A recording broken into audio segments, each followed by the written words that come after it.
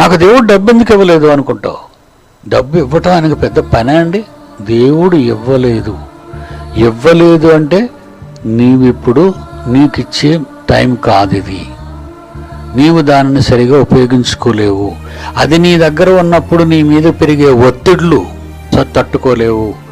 నీకు heart attack రావచ్చు, ప్రాణం పోగొట్టుకోవచ్చు, నేను చెప్పిన పనులు నువ్వు చేయకపోవచ్చు. కనుక అది నీకు లేకుండా ఉండటమే మంచిది. అది దేవుని ఆలోచన అండి. ఒక తండ్రిగా పసిపిల్లాడు, వాడికి సంవత్సరం అనుకోండి, నా కొడుకు కానీ నా కూతురు కానీ ఒక 1 year బేబీలు అయినప్పుడు నేను వాళ్ళకి 100 రూపాయల నోటు ఎలాగంటే చేతిలో పెడతాను? దాని విలువ వాళ్ళకి తెలియదు.